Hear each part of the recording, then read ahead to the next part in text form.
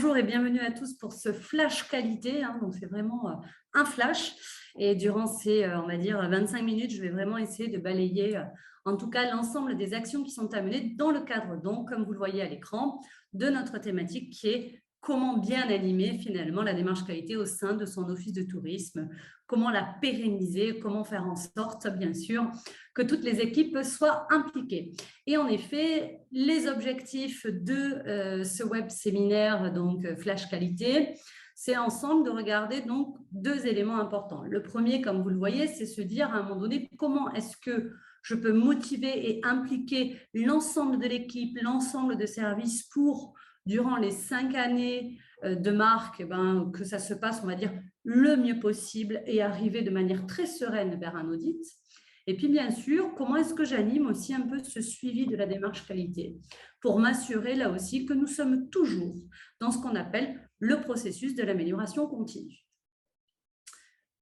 Au niveau de la signification, qu'est-ce que ça veut dire concrètement aujourd'hui que d'animer la démarche qualité?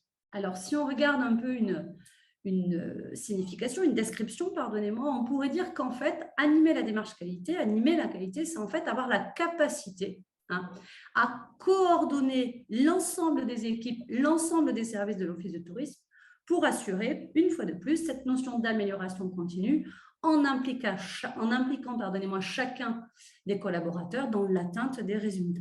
Donc, on a vraiment ces deux termes qui ressortent de la coordination, on va parler aussi de pilotage et bien sûr d'implication, d'animation, de motivation des équipes. En tant que référent de l'animation qualité, en tant que RAC, vous avez donc bien sûr un rôle important à jouer dans cette action, dans cette dynamique. Le premier rôle le plus important, c'est quand même mettre en place une organisation collective. Ça, je pense que c'est le point le plus important. Et vous le savez déjà, et j'espère que bon nombre déjà l'appliquent, la démarche qualité n'est pas portée exclusivement par le référent qualité. Et l'animation de la démarche qualité, c'est donc en effet une animation qui se veut collective avec tout le monde. Donc, une organisation collective pour piloter le suivi des actions que vous allez définir comme étant les actions propres et spécifiques au maintien, au déploiement, à l'amélioration de votre système de performance en interne. Le deuxième rôle que l'on peut aussi avoir au niveau du référent de l'animation qualité, c'est être en capacité, être capable quand même de développer des outils d'animation.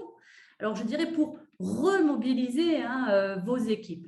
Quand je dis remobiliser, c'est parce que, et vous le savez, parce que vous l'avez tous et toutes vécu, lorsqu'un audit de conformité officielle arrive, c'est un peu branlement de combat dans les offices de tourisme. Et en effet, on est plutôt dans une dynamique d'atteinte de l'audit. Et puis, une fois que l'audit est passé, il y a un peu comme un soufflet qui retombe. Et l'idée, c'est justement que dans votre animation, vous puissiez aussi rester chaque année dans cette dynamique et bien remobiliser tout le monde. Et enfin, et quand même, à mon sens, c'est aussi un point essentiel pour vous, c'est de travailler sur un de votre rôle qui est quand même de redorer l'image de la qualité. Nous savons parfois certaines équipes, certains de vos collègues vous font des retours pas toujours très positifs autour de la démarche qualité. On entend des termes comme administratif, chronophage, scolaire. Bref, ce n'est pas toujours très dynamisant, même très motivant, même pour vous-même en tant que référent qualité. L'idée aussi dans ce suivi, dans ce pilotage, dans cette animation, c'est justement aussi pour mettre en avant le fait que la démarche qualité, c'est avant tout une démarche de progrès, une démarche d'amélioration continue qui a un impact direct sur les performances de l'entreprise à l'égard de ce qu'on appelle l'ensemble de vos parties prenantes. On va améliorer les performances pour les équipes en interne, vous et vos collaborateurs, collaboratrices et collègues, mais on va aussi améliorer la performance pour l'ensemble de nos clientèles, qu'elles soient touristiques ou locales, nos habitants bien évidemment, et puis bien sûr toute la sphère des parties prenantes que sont nos socioprofessionnels et nos élus. Donc ça veut dire vraiment que chaque action que l'on mène dans ce processus d'amélioration continue, c'est avant tout pour cette performance-là, et peut-être aussi que en communiquant d'une manière plus positive autour de cette démarche, en ayant une animation, comme on le voit, plus collective, plus collaborative, on va peut-être aussi pouvoir amener plus facilement nos équipes à avoir une image de la qualité qui se veut la plus, là aussi, positive possible. En termes de méthodologie de suivi, quand on sait en effet qu'est-ce que ça veut dire, qu'est-ce qu'on attend de moi, eh ben, c'est concrètement comment faire, comment est-ce que je peux faire. Vous le voyez, il y a deux éléments. Le premier, c'est bien communiquer. Je vais revenir dessus. Et puis, bien sûr, c'est définir une méthode. On va passer un petit temps sur la définition de la méthode. Bien communiquer, qu'est-ce que ça veut dire? Ben, avant tout, c'est ça, c'est que vous soyez vous-même déjà convaincu que la démarche qualité, c'est un beau projet d'entreprise. J'ai le plaisir de rencontrer beaucoup de référents de qualité, notamment du territoire d'Occitanie. C'est vrai que parfois, et ce que je peux comprendre, il peut nous arriver de baisser un peu les bras, d'être un peu fatigué, d'avoir l'impression d'être un peu seul dans cette démarche et de tirer les équipes à nous. Et c'est vrai que parfois, ça nous rend un peu moins positif ou un peu moins dynamique. Vraiment, soyez convaincus de la démarche qualité. Plus vous en parlerez aussi de manière convaincante, avec le sourire, avec de la dynamique, et plus il y aura aussi un retour positif de la part des équipes. On va aussi dans notre communication être attentif parfois aux mots que l'on prononce. Si vous voyez que pour vos équipes, le mot procédure, c'est un gros mot, utilisez un autre terme, une méthode, un tutoriel, une aide au travail. Si vous voyez en effet que les équipes ont du mal à accepter parfois certaines, voilà, vraiment ces terminologies parfois vraiment spécifiques, simplifier également l'information que vous leur communiquez et surtout faites en sorte, et on va en parler, de ne pas communiquer qu'autour et exclusivement qu'autour des critères, mais bien surtout sur la manière dont on peut améliorer notre système.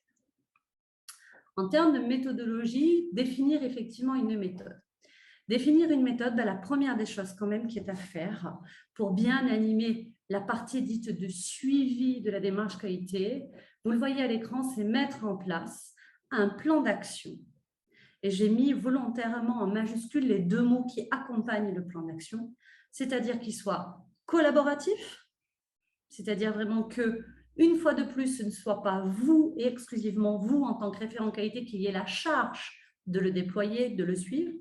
Et également, le deuxième mot, c'est planifier. Ça aussi, c'est très important. Si les actions que vous menez pour mettre à jour, suivre, réviser l'ensemble de votre système ou vos actions dans le cadre de la démarche, si elles ne sont pas planifiées, s'il n'y a pas un calendrier qui dit à quelle date je dois le faire, pour quelle date je dois le faire, alors vous serez pris et prise par tout un tas d'autres actions qui deviendront tout aussi prioritaires et vous mettrez, parce que c'est une démarche qui dure pendant 5 ans pour le coup, maintenant, vous verrez que vous aurez tendance parfois à mettre un peu les actions inhérentes à la démarche qualité de côté. Et c'est là où, bien évidemment, on se réveille 4 ans après en se disant « mince, dans 1 an, on repasse notre audit ». Et c'est un peu le branlement de combat, le mode un peu pompier qui doit éteindre le feu et on se met à travailler. Un bon plan d'action collaboratif et planifié va vous permettre vraiment d'année en année d'aller vers un renouvellement de la marque qui sera facilité, mais en plus de ça, de bien sûr pouvoir impliquer tout le monde pour qu'on mette de côté l'image d'une qualité qui se voudrait exclusivement rédactionnelle, rédigée, procédure, mais bien comme une dynamique propre à l'entreprise autour de l'amélioration continue. Ce plan d'action, il va contenir 2 types d'actions. Les premières actions que l'on va retrouver dedans, ce sont ce que j'appelle les actions qui sont à mener annuellement. On va faire un petit check ensemble, justement, concrètement, au niveau de la démarche en interne, par rapport à ce qui m'est demandé, par rapport à la manière dont je vois les choses. Qu'est-ce que je dois faire au moins 1 fois par an pour m'assurer du suivi, du maintien, de la pérennité de ma démarche.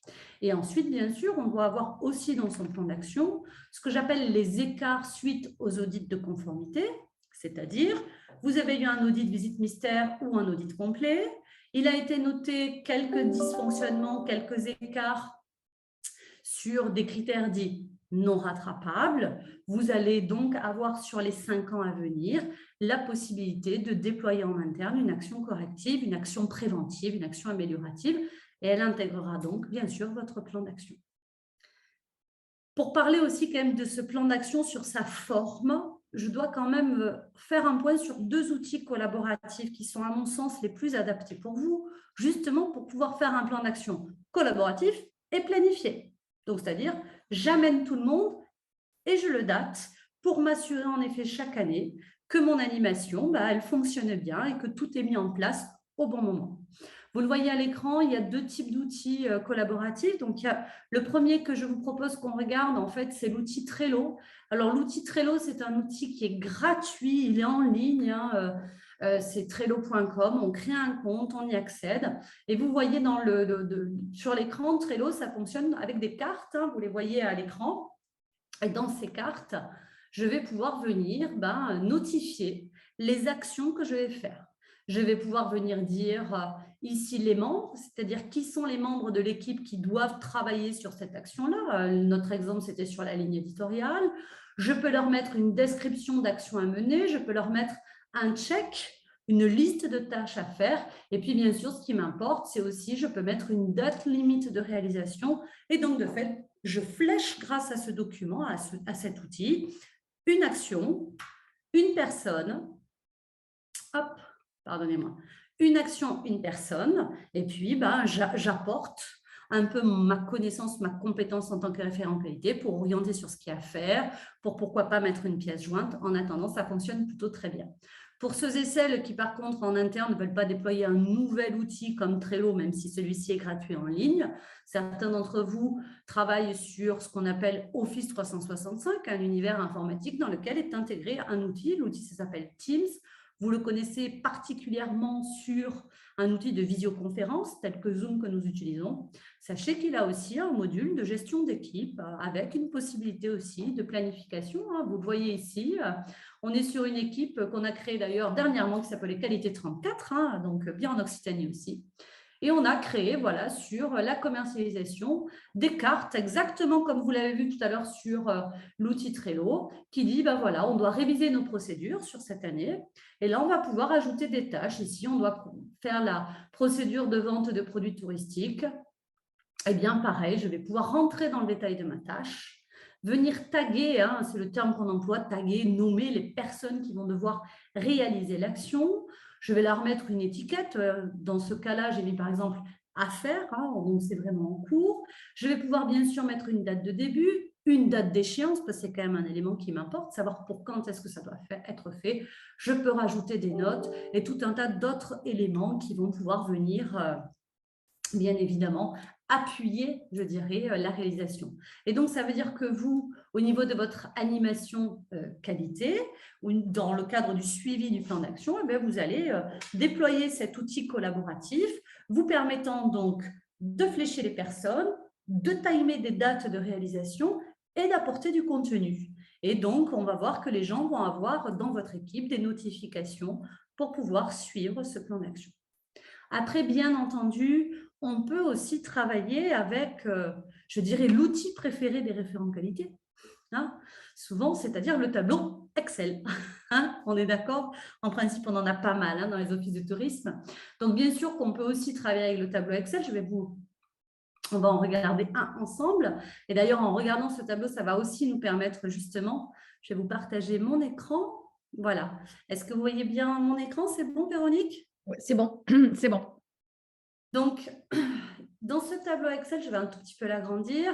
C'est une trame, je dirais, très classique, les étapes, le détail de l'étape, qui pilote toujours, est-ce qu'on a des ressources et une planification. L'idée quand même, c'est pareil, dans votre suivi animation qualité autour du plan d'action, il va bien sûr falloir aussi, même si c'est sur Excel, dire qui doit le faire et pour quand est-ce que ça doit être prêt. Ici, comme vous le voyez, je vous ai mis, on va voir ensemble, là, il y a à mon avis 9 tâches a priori essentielles qu'on devrait toujours retrouver dans votre animation qualité sur cette partie dite du suivi. Les premières, c'est quand même préparer des évaluations, des audits internes ou croisés. Vous avez la chance en plus sur votre destination, ce sont aussi des propositions qui vous sont faites, soit au niveau régional, soit au niveau départemental, pour avoir de l'audit par exemple croisé. Ça, c'est très intéressant parce que ça vous donne en fait le premier point. Il est impératif que vous prévoyiez au moins une fois par an une auto-évaluation ou une évaluation par un tiers, pouvant être croisée avec vos collègues des autres offices ou via en effet, pourquoi pas, le CRT Occitanie, pour vraiment faire ce que je vais dire la photographie. C'est la première base. Vous devez vous souvenir que quand on parle d'amélioration continue, on parle de la fameuse roue de Deming. Hein, pour celles et ceux qui le souhaitent, retourner sur Internet, regarder. Hein, c'était la fameuse roue de Deming, c'est le PDCA, c'est-à-dire vraiment le cycle qui me permet d'aller toujours plus vers de la performance. Et le P, le plan, hein, dans la roue de Deming, c'est la planification, c'est le diagnostic. Donc, en effet, tous les ans, je dois quand même un peu poser la photo, organiser éventuellement les évaluations, collecter, synthétiser, et puis je dois quand même d'avoir, une fois que j'ai fait ces évaluations, collecter les données pour pouvoir le faire, le présenter lors d'une réunion, justement pour définir de manière collaborative les actions que nous allons mettre en place pour lever des dysfonctionnements que nous aurions pu constater. Vous avez là aussi tout à fait la possibilité d'aller sur votre plateforme nationale qualité touriste, dans votre espace avec vos identifiants, et donc, bien évidemment, de générer aussi une auto-évaluation directement en ligne pour avoir à la fois votre taux et savoir à peu près les critères sur lesquels aujourd'hui il est nécessaire d'apporter une attention plus particulière. Et donc, ça va vous permettre de faire donc un point concret sur où j'en suis. Et vous le voyez en point 4, j'avais mis revue de direction, c'est-à-dire j'organise une réunion avec ma direction et un certain nombre de collègues, de collaborateurs, hein, les responsables de service entre autres, ou pourquoi pas la totalité des équipes, pour définir ensemble les actions d'amélioration que l'on va mettre en place. Ensuite, on n'oublie pas que dans son plan d'action, on va aussi devoir retrouver bien sûr tout ce qui concerne votre bilan qualité. Vous devez, même si là, ça incombe vraiment spécifiquement au RAC, vous devez l'organiser, analyser les questionnaires, les avis, les réclamations, identifier les dysfonctionnements. Mais l'organiser, potentiellement, ça veut dire qu'il va falloir collecter la donnée auprès du service communication, auprès du service accueil, et puis derrière, pouvoir en faire une analyse, une synthèse pour pouvoir par la suite organiser vos fameux groupes qualité de destination, en prévoyant la convocation, le support de présentation, la manière dont vous allez l'animer, et bien sûr, on ne met pas le compte-rendu dit de suivi d'action que vous devez mettre en place avec ce groupe qualité de destination. Et tout ça, je le prévois en fait. C'est ça aussi, animer la qualité, c'est prévoir ce que je dois faire, quand est-ce que je dois le faire, et potentiellement, et bien sûr, je dirais même nécessairement, me poser la question de avec qui je le fais ou qui le fait directement. C'est pour ça qu'on parlait de collaboratif. Dans les autres types d'actions que je vous avais mis, je vous parlais aussi bien sûr de révision, pourquoi pas de la politique qualité, qu'on pourrait tout à fait intégrer. Je vous rappelle qu'à minima, tous les 3 ans, on va attendre une révision de celle-ci. Bien sûr, la complétude du plan d'action selon les écarts que vous avez évalués en interne. On va aussi retrouver dans ce plan d'action les mises à jour du système documentaire. Concrètement, quelles sont les procédures? Alors, on peut toutes les lister. C'est à vous de définir la méthodologie que vous allez choisir.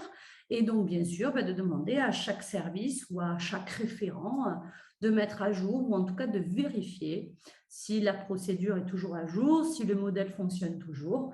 Et puis, on aura ainsi un plan d'action qui se voudra efficace, performant et qui sera mené chaque année, vous permettant d'aller aussi progressivement vers un nouvel audit de manière très sereine. Et en travaillant ce plan d'action de manière collaborative, on implique bien évidemment davantage nos collègues, nos collaborateurs, pour qu'ils œuvrent avec le référent de qualité à l'amélioration continue.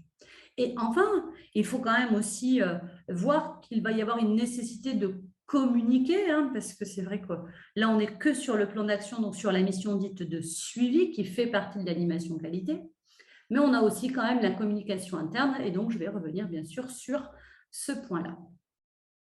Hop. Au niveau de la communication interne, hop, je viens dessus, c'est vraiment ce que j'appelle l'animation.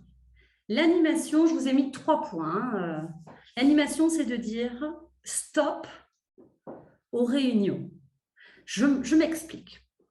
La majorité des offices, vous faites des réunions avec les équipes, en effet, mais c'est plutôt pour travailler sur des critères, pour être toujours dans le regard de l'exigence. Je vous invite à réorganiser le format en fait de ces réunions. Quand je dis plus de réunions, c'est pas qu'il ne faut plus en faire. Ça veut dire qu'il faut les transformer. C'est pour ça d'ailleurs que vous avez le symbole égal entre réunion et atelier. Parce qu'en effet, l'idée là aussi pour motiver et impliquer les équipes, c'est de les faire travailler autour de thématiques. je dois redéfinir mes engagements qualité. Faites un atelier avec les équipes, faites un brainstorming avec les équipes, faites un mapping avec les équipes, trouvez plutôt des interventions dites là aussi plus collaboratives autour de l'échange, autour de la création, pour permettre à chacun de devenir aussi acteur de la démarche qualité. Ensuite, bien sûr, c'est aussi un petit peu communiquer où on en est, dire ce qu'on fait. Alors, je vous ai mis le terme de flash qualité, qui est aussi le terme qu'on emploie aujourd'hui avec Véronique sur cette thématique, c'est-à-dire un temps très court où on donne un certain nombre d'informations. Donc, ça peut être aussi un flash qualité que l'on peut faire de manière rédigée, une fois par trimestre, un petit bulletin qui part en interne ou un mail qui part en interne et qui donne 2-3 informations clés qui peuvent être, par exemple, ce qu'on a entendu sur la qualité dans une dernière formation, qui pourrait être également, pourquoi pas, la valorisation d'un service au regard d'une performance qu'ils ont eue, qui pourrait être un retour d'un socio-professionnel, qui peut être bien sûr lié à une action que vous allez mener. Mais en tout cas, faites parler en fait la qualité autrement que par le critère ou que par l'exigence. Et puis enfin, parce que je trouve ça assez rigolo, moi je vous invite aussi à sensibiliser un peu par le jeu. Et d'ailleurs, sensibiliser par le jeu, c'est des choses très simples, mais vous voyez, je vous ai fait un petit rébut. Je vous invite à essayer de le trouver. En principe, il est relativement simple, mais c'est peut-être plus pour le jeu. Vous pouvez, si vous le voulez, bien sûr, dans la discussion, nous dire celles et ceux qui ont trouvé. Alors, est-ce que vous avez trouvé? Allez, facile. Allez, Facile. facile, hein, franchement. Ouais.